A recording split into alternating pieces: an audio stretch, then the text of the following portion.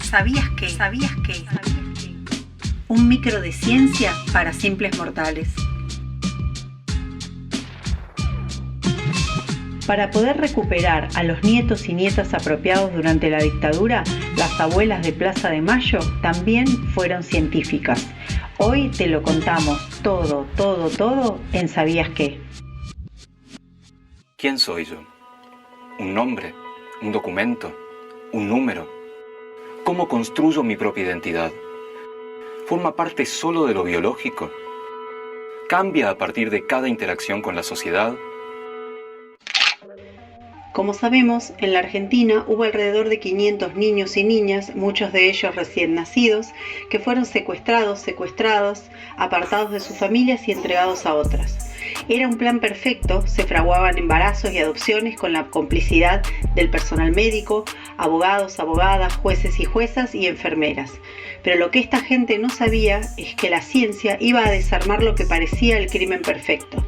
Hoy, 130 niños y niñas ya fueron recuperados. ¿Sabías qué? Era 1977 cuando las abuelas de estos niños y niñas se empiezan a reunir buscando ya no solo a sus hijos e hijas, sino que también empiezan a buscar a sus nietos y nietas. ¿Sabías qué? Surge una pregunta. ¿Cómo buscar a una persona sin rastros? ¿Por dónde empezar? Y si la encuentro, ¿cómo probar que es esa persona? Así las abuelas empezaron reuniendo fotos, documentos, denuncias de desaparición, etc. Pero con esos datos, ni con el parecido físico, se puede probar que una persona es familiar de otra. ¿Sabías qué? Transcurría 1979 cuando leen un aviso en el diario. Con un análisis de sangre se prueba la paternidad de un hombre que no reconocía a su hijo. Las abuelas se preguntan entonces, si los padres no están, ¿servirá la sangre de las abuelas para eso? ¿Sabías que? Así empieza un recorrido en el que van a ver a muchos científicos y científicas que al principio les dicen que no es posible, es decir, que la sangre de las abuelas no servía para esto, hasta que en 1982 se contactan con Víctor Benchazade, genetista y profesor de la Universidad de Columbia, Nueva York. Benchazade sería, posteriormente, director del Banco Nacional de Datos Genéticos hasta el año 2015. ¿Sabías que? Benchazade les dice que le parece que es posible, ya que ya se estaban usando pruebas de sangre para la paternidad y había que investigar cómo hacer cuando no estaban los padres. Así es que conecta a las abuelas con Fred Allen, director del Blood Center de Nueva York, y Mary Claire King, especialista en epidemiología genética de la Universidad de Berkeley. ¿Sabías qué? La pregunta científica es: ¿existe algo biológico que se transmite de padres a hijos e hijas? ¿Un elemento constitutivo de la sangre que solo aparezca en personas que pertenecen a una misma familia? Pues resulta que sí. Hay unas proteínas que están en las células de nuestra sangre y que se heredan. Además tienen gran variabilidad, es decir, que hay muchas distintas, o sea que la probabilidad de que dos personas que no estén emparentadas tengan el mismo grupo de proteínas es remotísimo. ¿Sabías qué? Lo que armaron con estos descubrimientos es una fórmula estadístico-matemática con base probabilística que de alguna manera mide esa probabilidad bajísima que mencionábamos antes. A esta fórmula se le llamó el índice de abuelidad. ¿Sabías qué? En 1983, este trabajo científico se presentó en un simposio y en 1984, con el índice de abuelidad, se restituye la identidad a la primera nieta, Paula Logares. ¿Sabías que? En ese entonces, los estudios se hacían en el Laboratorio de Inmunología del Hospital Durán.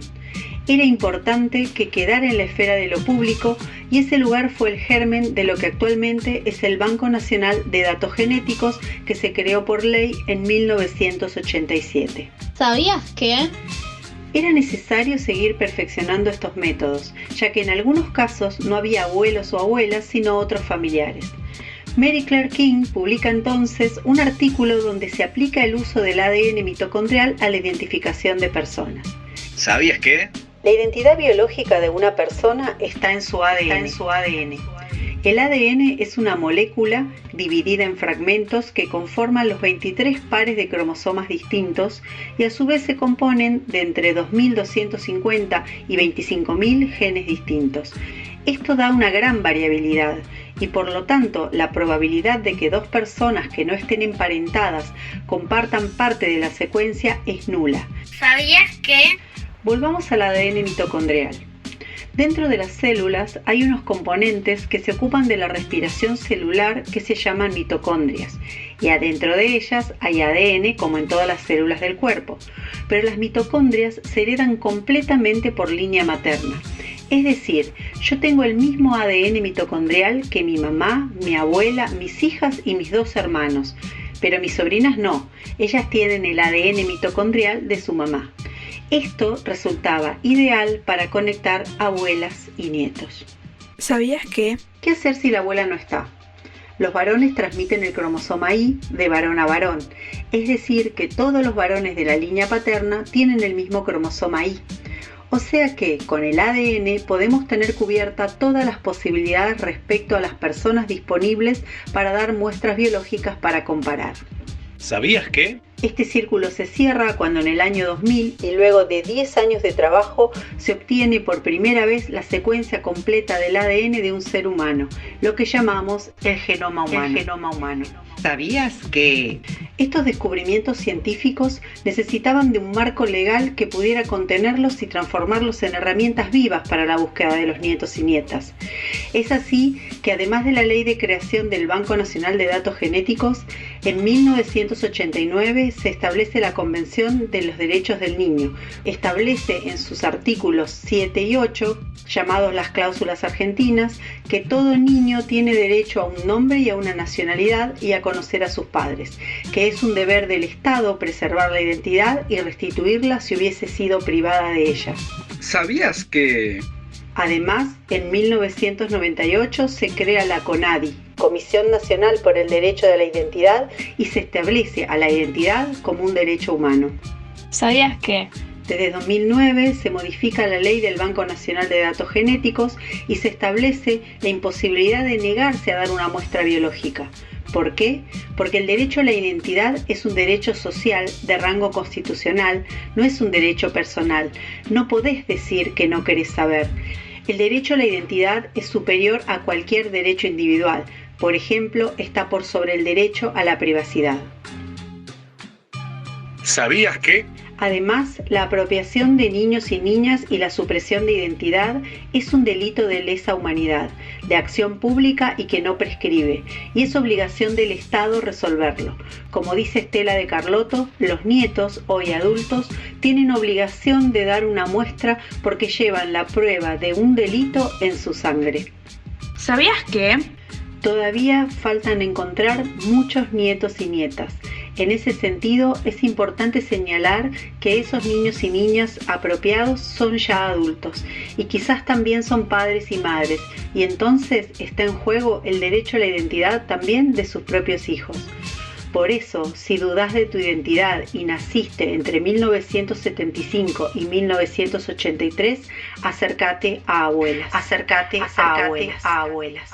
A través del tiempo nos dimos cuenta que solamente en la ciencia vamos a encontrar una respuesta. Eso fue lo más importante. Lo que generó en realidad el interrogante científico fue un problema social, que fue el problema del robo y apropiación de niños. Para decir que tal chico era un nieto buscado, solo lo podíamos hacer con aquellos que habían sido secuestrados ya nacidos. ¿Qué pasaba con los que estaban naciendo no sabíamos dónde? Todo nos demostraba que la sangre era lo más importante para encontrar a nuestros nietos. Son las organizaciones de los familiares los que se acercan a la comunidad científica y los impulsan o nos impulsan a pensar en cómo la ciencia puede aportar a la búsqueda de sus seres queridos y evidentemente evidencian a tribunales que pueda definir responsabilidades en los crímenes. Se confirma con cada nieto recuperado, el que la ciencia puede trabajar en favor de los derechos humanos.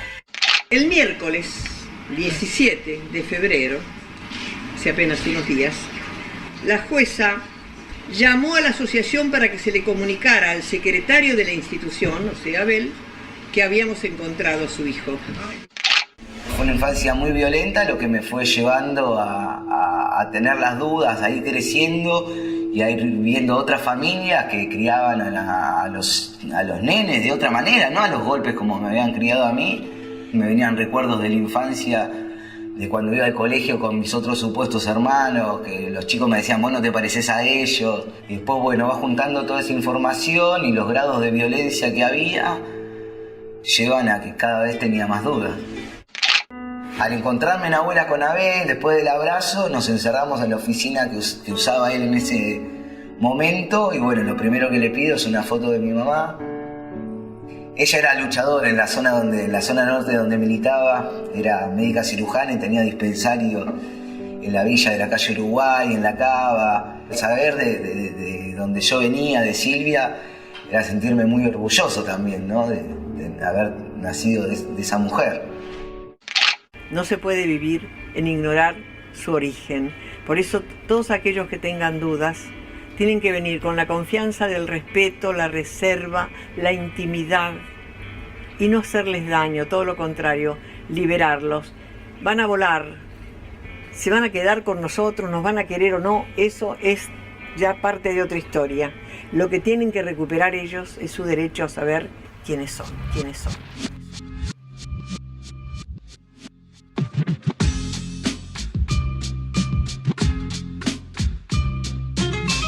¿Sabías que?